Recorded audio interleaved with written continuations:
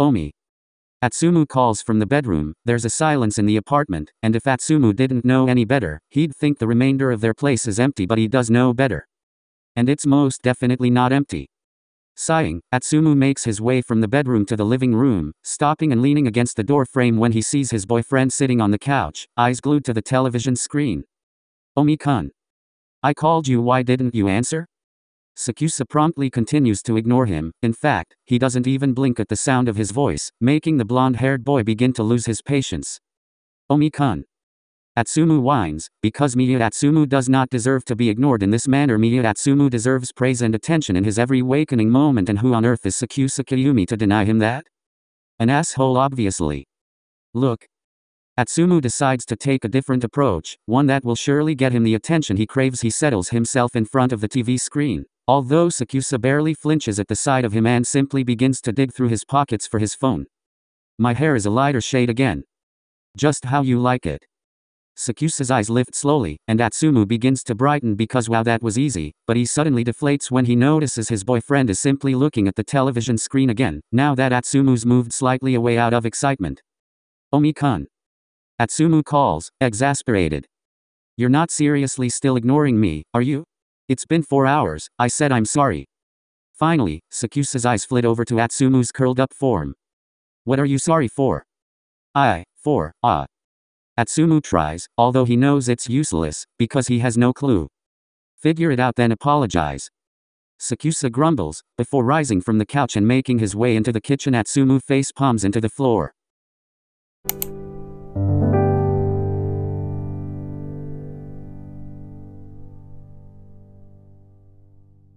What's wrong? Trouble in paradise? Atsumu rolls his eyes and grabs the closest thing in his reach, a paper bag, brimming with snacks. To smack Hinata on the arm he lets out an exaggerated whine, and Atsumu rolls his eyes once more. So there's trouble in paradise. Shoyo-kun, shut up. Atsumu sighs heavily. It's not like that. Then what's it like? Hinata shifts so he's cross-legged and facing Atsumu. He moves right close until their knees are touching, and Atsumu can pretty much feel the warmth radiating from him. I don't know. He's just ignoring me. Hinata hisses through his teeth. The silent treatment?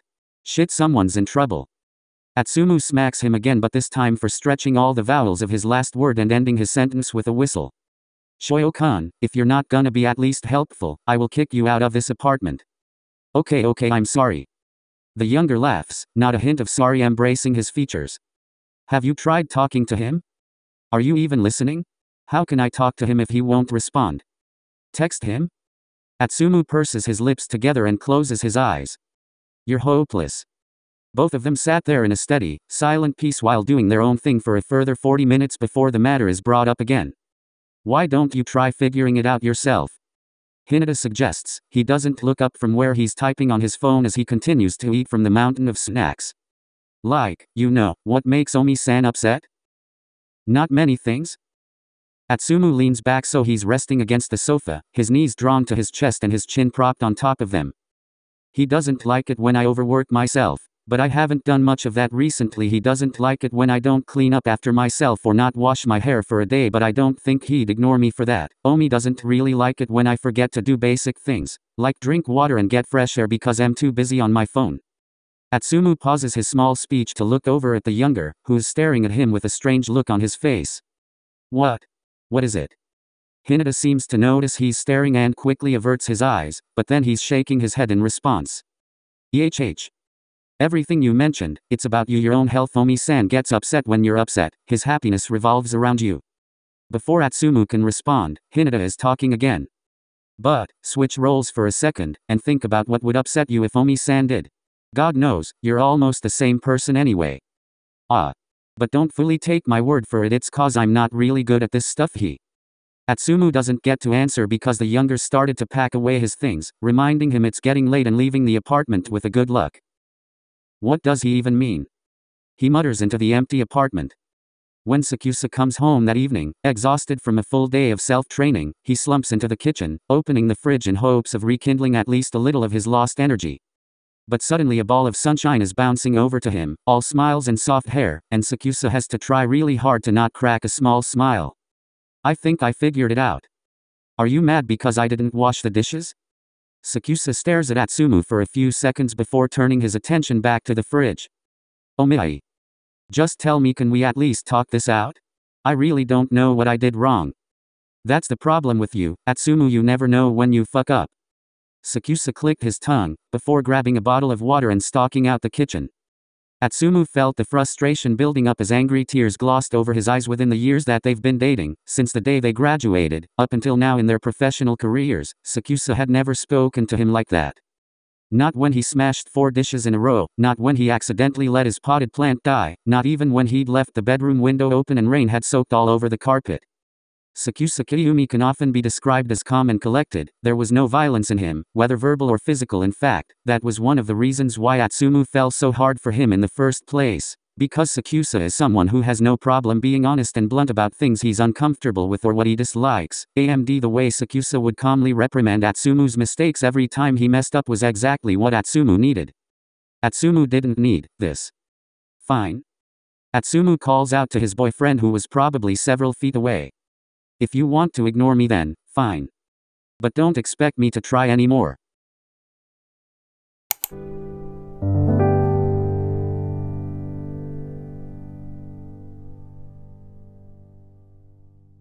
There's something about an awkward, quiet apartment that affects even people who aren't residents. When Hinata enters Atsumu's apartment on a Friday afternoon, Kageyama and To, because when isn't he, they can already sense something isn't right.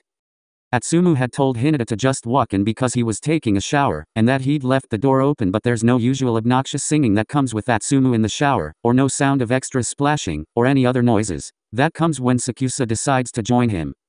In fact, the faint, steady run of water both boys hear when they enter is almost eerie. I guess they haven't made up yet. Kageyama remarked quietly, and Hinata nods, releasing his hand and walking into the kitchen. He's surprised to see Sakusa there. The older hadn't made a sound to greet them. Hi Omi-san. Hinata says cautiously. Sakusa startles a little when he hears him, and something clicks in the younger's mind. Sakusa hadn't greeted them because he was too lost in thought to acknowledge their mere presence. Omi-san? Hinata tries again when Sakusa doesn't answer. Oh, hey. Sakusa's voice sounds distant, and almost foreign, like his vocal cords had been replaced with someone else's. The sound that comes from his throat does not sound like Sakusa at all, and Hinata is suddenly worried. Are you okay, Omi-san? You sound sick. Sakusa shakes his head. I'm okay. What did you come here for? Nothing, just hanging out. Bakayama is here too. Something in Sakusa's face shifts, almost like the sudden brightness of a light when replacing the bulb. Although almost completely unnoticeable, it's still there and he looks almost happier? Hinata isn't sure, but it's a nice change. Oh well, I'm going out. I'll probably be back after you leave. Sakusa grabs his jacket from the back of a chair and begins to make his way towards the door. Wait. Hinata's voice stops him in his tracks. You're not going to tell Atsumu-san you're leaving? Sakusa's expression turns almost unreadable before he answers. I don't think he'll notice that I left. Sakusa says quickly, before walking out. Damn. Kageyama lets out a low whistle as he walks up towards Hinata from behind. That was worse than I thought. Hinata ruffles his own hair with a distressed expression on his face. I know. I hope they figure it out soon. The look on Omi-san's face almost got me killed. Hey. Atsumu's voice and presence cuts him off, and Hinata stands straight to greet the older. It's obvious that Atsumu had heard their short conversation, but Atsumu also has a "that's what we're not going to talk about" look in his eyes, so both of them decides to stay shut. Hey Atsumu-san, did you have a nice shower? Atsumu sighs. But my hair's still wet. Kageyama's eyes widens and he begins to back away. Maya-san, don't, please don't, you'll ruin. But Atsumu's grin shows he either isn't listening or doesn't care, because he's suddenly shaking his head and splattering both his friends with tiny droplets of water, making both Hinata and Kojima groan out their complaints. You're like a wet dog.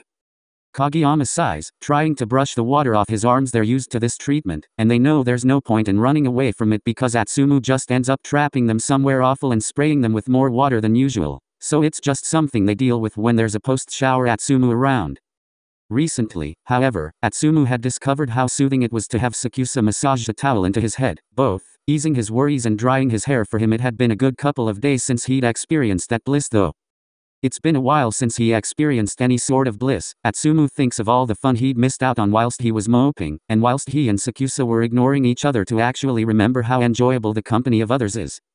Atsumu is a carefree and an outgoing person, along with too much personality to fit into his one body. In a way, he's always been grateful for sakusa's presence simply because he can squeeze into him the parts that spill out of himself. All the secrets and passions, and little bits of personality he'd buried too far for anyone to reach, but they'd spilled so easily when one sakusa Kyumi came along, like they were meant to be shared with him, and it wasn't easy for Atsumu to open up like that, to be put on display, naked and afraid in front of a whole other person, but sakusa handled and dealt with him so well, Atsumu could now do it 1,000 times over.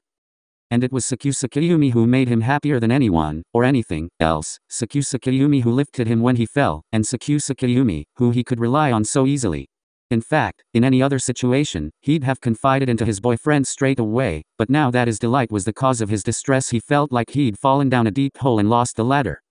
He knew that his friends could bring him happiness just as much as his Omi did, but it still wasn't exactly the same when Hinata and Kageyama left late that evening. It didn't take much convincing for him to realize he'd only invited them over as a distraction, and maybe out of spite, hoping sakusa would see them and see how he was getting along just fine. Though in reality fine was the biggest lie of the century, because Atsumu couldn't even remember what it felt to be even close to that. Sakusa returns an hour or so after the two volleyball idiots left, and he smells like the bookstore cafe down the road. Atsumu wonders who he met there and what they got up to, if they helped distract him as much as his own friends did. He eyes the pizza box in the middle of the room, a slice or two left. It's probably only a little war, but Atsumu knows that his Omi likes warm pizza more than he likes it burning hot, which is why he hesitantly asks, Do you want to finish it? Sakusa's cold gaze flashes towards him, and Atsumu sucks in a breath, but then the Sakusa's expression is softening, not lovingly but rather calmingly, and well, it's a start.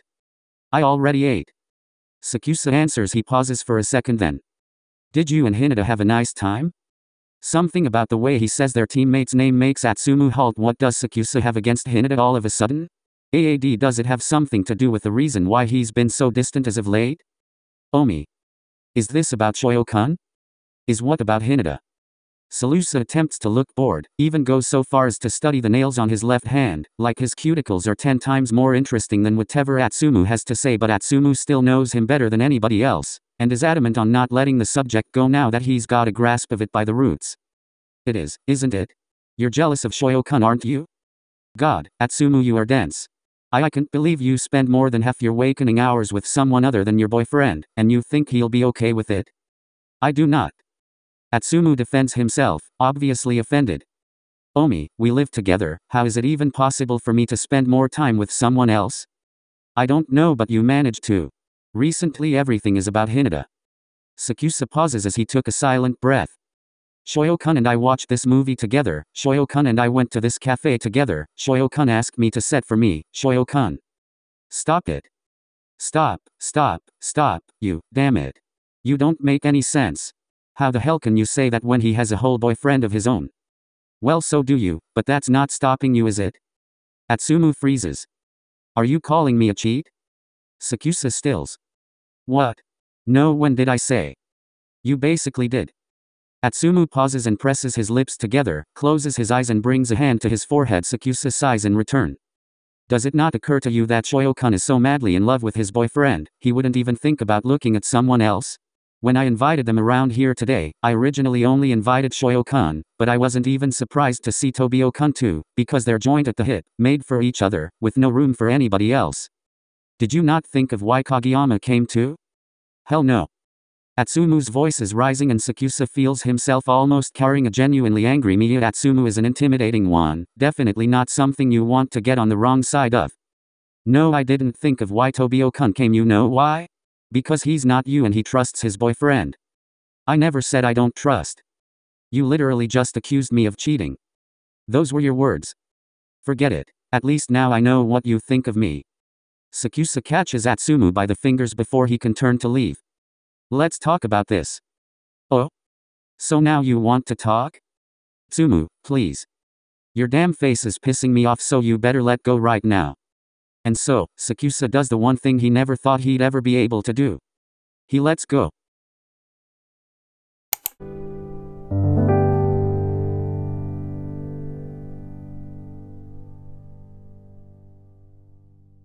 There's something awful that comes with the aftermath of an argument, like the bitter taste in your mouth after eating something unpleasant. Sakusa feels no matter how much water he washes down his throat, the taste isn't going away. He understands now how Atsumu felt when he blatantly ignored him, except he himself used to falter slightly, slip small smiles when he thought Atsumu wasn't paying attention, or respond with short answers when asked a question.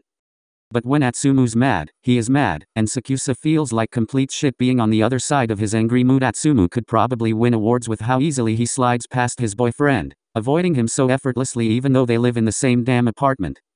Sakusa's taken to sleeping on the couch, and Atsumu's taken to waking up as early as possible, so as to even avoid having breakfast with him when he comes home. He locks himself in their room, and Sakusa is confined to their living room space.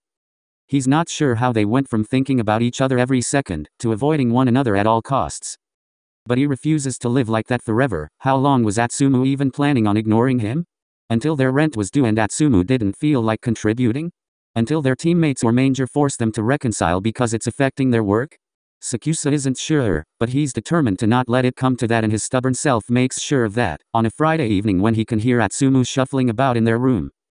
Sakusa steps into the doorway cautiously, eyes scanning the small room like he doesn't rush in there for 5 minutes a day to grab his stuff and leave. It's been a while since he's taken a proper good look at it though, and it's pretty much the same, well, aside from the fact that half of Atsumu's clothes are strewn all over the floor unlike they usually are. Are you going out? Atsumu jumps at the sound of his voice, whining when his head hits the edge of the bed. He'd been rummaging through his backpack on the floor, and hadn't even noticed Sakusa's presence. Damn, 𝐬𝐤𝐥𝐞𝐬𝐿. The nickname would make Sakusa happy if it hadn't come with such a cold tone. Yeah, I'm going out. Atsumu clicks his tongue in irritation before returning to his bag. With Hinata? Sakusa winces after the question leaves his mouth. He hadn't meant it like that, he was just genuinely interested in where his boyfriend was off to. No, actually with Suna, or am I not allowed to see him anymore either? Scared he'll try to get in my pants even with my brother hanging off his arm? The spite is unnecessary and they both know it, but truth be told the whole argument is pointless and petty. No, Sakusa lets out a sigh. I'm sorry for doubting you, and I'm sorry for being shitty, and I'm sorry for getting insecure when I know how loyal you are, and how much our relationship means to you. Atsumu lets the bag fall from his hand with a thunk. He was obviously expecting a fight scene round 2, rather than a full-blown apology. Shoyo-kun is my friend, 𝐬𝐤𝐥𝐞𝐬𝐿. It's gross to say out loud, but I love him, but that doesn't mean don't love you. It doesn't mean I love him the way I love you, and it most certainly does not mean I love him more than you. I care about you both the same but in different ways. My friends had a hard time accepting you too when we told them that we're dating, but they tried and they got there, and I need you to try too. Sakusa nods, listening to every word that his boyfriend says. I understand, I'll try harder, I promise. Atsumu smiles at that, the words of sincerity, because Atsumu he accepts things so easily, doesn't doubt loyalty or trust when it comes to Sakusa. Atsumu knows he means what he says, and when he messes up it's a mistake, but isn't love about accepting someone, flaws and all? See me here, 𝐬𝐤𝐥𝐞𝐬𝐿. Sakusa stands straighter, no longer leaning against the doorframe before making his way over to his boyfriend on the floor. Atsumu pulls Sakusa by the arms, scooting back to rest his boyfriend's head in his lap. Sakusa feels safe again. Atsumu's voice is a lot quieter than usual as he runs his hand through his boyfriend's hair. Next time come talk to me, yeah? We need to talk. Talking is important, you know? Talking is important. Sakusa repeats the phrase, like he's memorizing it to tuck into the things I should reflect on department in his brain. Sides. Jealousy looks ugly on you, 𝐬𝐤𝐥𝐞𝐬𝐿. Atsumu pinched his cheek hardly, snickering when his boyfriend slaps his hand away, and just when Sakusa opens his mouth to retort, he's cut off by the sound of Atsumu's phone vibrating wildly on the bed. So that's where it was. Atsumu grumbles before reaching over to grab it. It's Sunarin. Should I cancel? We can stay in and I'm gonna coddle you all day. Sakusa shakes his head, pushing the phone toward. Answer it, go have fun. Atsumu presses a soft kiss to Sakusa's forehead before standing to tug on a jacket. It's comforting to hear warmth and love in Atsumu's presence again, a stark contrast to the harsh frosty bite he'd come to possess in the last few days. He steps forward, coming as close to Sakusa as possible before pressing his hand on the back of his boyfriend's neck. He takes the hint and leans in to press his lips softly against Atsumu's, a kiss sweeter than anything he's ever tasted. He missed Atsumu's lips, something he didn't know how much he enjoyed until he was deprived of it. But Atsumu's phone is ringing again, and he pulls back with a laugh. Sorry 𝐬𝐤𝐥𝐞𝐬𝐿, I have to go. I'm regretting saying no to that staying in offer. Sakusa bitterly mutters, but there's a small smile on his face as he says it. Too late, no takebacks. Atsumu grins before planting one last chaste kiss on his boyfriend's lips before turning to leave the room. Have fun? Sakusa calls as Atsumu makes his way to the front door. I will. I love you. Love you more. There's a sound of the door banging to a close, and Sakusa smiles softly to himself, heart filled with pure fondness. That's impossible.